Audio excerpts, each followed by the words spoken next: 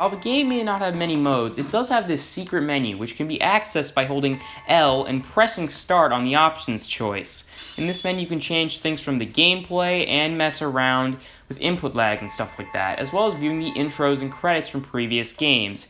Here's the intro to the Japan-only updated Vampire Savior called Vampire Savior 2.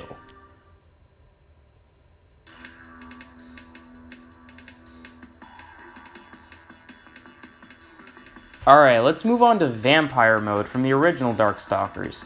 In this mode, you once again have normal rounds, but instead the way you do your supers is that when your gauge at the bottom fills up, it is usable for a limited time, and automatically puts you into special mode. When in special mode, your meter starts to decrease at the bottom, and during this time you could do your supers. Again, pretty unique and a nice middle ground between Hunter and Savior mode, but Savior is still my favorite. Then there's Savior 2, which is just Savior mode, but you have to do the inputs when in Dark Force.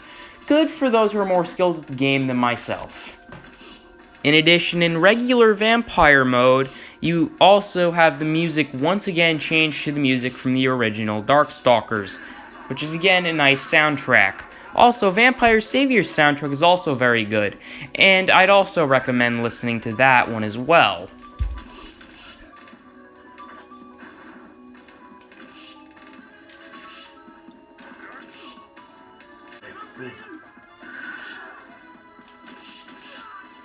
As for presentation, it's amazing too.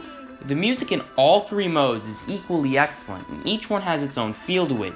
Graphics-wise, the game looks beautiful, like most Capcom fighting games from the era. The Majigan locations all look cool, with them ranging from the green screen forest to the destroyed town of War Agony, and the chaos of stages like Iron Horse, Iron Terror, and Fetus of God, which we'll see in a moment. The characters are all animated really nicely and have that 90s Capcom charm to them, which isn't really seen these days. Something funny about the graphics is that Morgan's sprite would go on to be used in Capcom games for a very long time, and soon started to look a bit weird next to newer sprites in games like Capcom vs. SNK. In this version of the game, the arcade mode route is taken from Vampire Savior 2 and not the original, so no matter what, Jedha will be your final opponent. In other versions, after Jedha, you may face another character after defeating him, like John Talbane fighting Dark Talbane, or Morrigan fighting Lilith. One thing that definitely doesn't change, however, and is in every version, is that the match right before Jedha is always on the Iron Horse, Iron Terror stage. I view this as the train taking you to the Fetus of God to go fight Jedha. In this footage, I fought Pyron on this stage, who I'm pretty sure in this version you always face on this level, but I'm not entirely sure. This is definitely a favorite stage of mine from just how it looks. It's just so chaotic. It's awesome.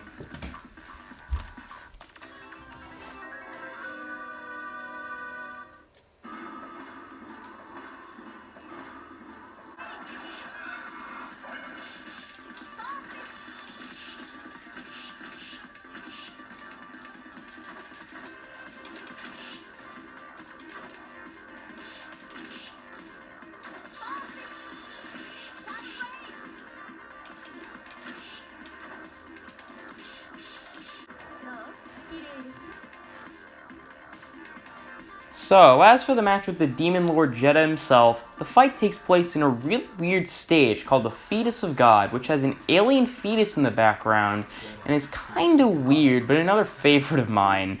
The fight with Jedha himself opens up with a choir singing, and Jedha saying something in Japanese, and then transitions into the fight. The fight itself isn't the hardest fighting game final boss, but certainly not the easiest. I'm usually able to beat him in a few tries, and a couple of times I did it in one go. His fighting style consists of him using his wings as axes and flying around, as well as using some other slashing attacks. Eventually, he should fall down and you'll win.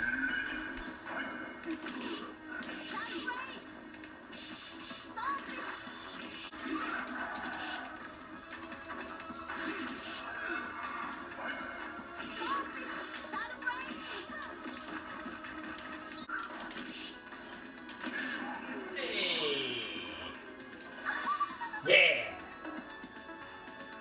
I'll show the ending. This basically says something about how Jedha's ceremony of belief has ended in failure or something like that. And how the good guys won, defeated Jedha, and how the Majigan was destroyed. Basically the gist. Really weird pictures. Really weird pictures. I don't know why. Now, the original version of Vampire Savior had character-specific endings. However, since the arcade route is based off Vampire Savior 2, there isn't any character-specific endings except for Jeddah. I can only assume it didn't have character-specific endings due to the added characters in Vampire Savior 2 not having any, but they so could have kept the original Savior characters' endings intact and have this for the non-original Savior characters. Oh well. At the credits, they play this really sad song. It's a good song, believe me. In fact, it's actually an excellent song, but it's really unfitting. This was later used in the PS2 port of this game, and it works really well there, because in Donovan's ending this is used, and it works like, or D, yeah.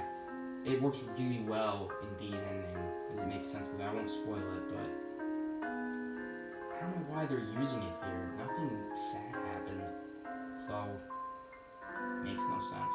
Makes no sense. Things makes no sense. Now they're showing all the scores. Show a lot of scores here.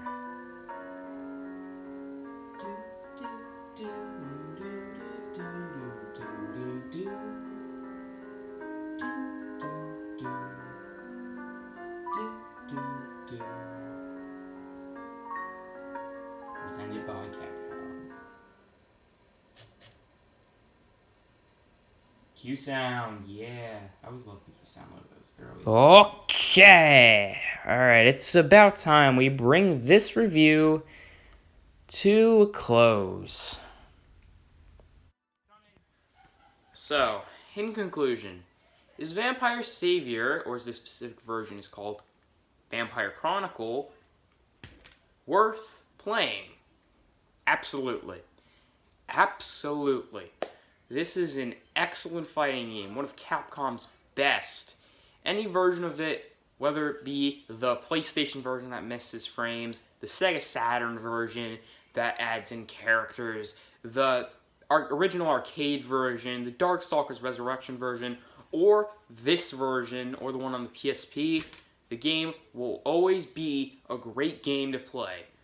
Yeah, so overall, play this game however you can. Alright, thanks for watching and have a good rest of your day. See you next time.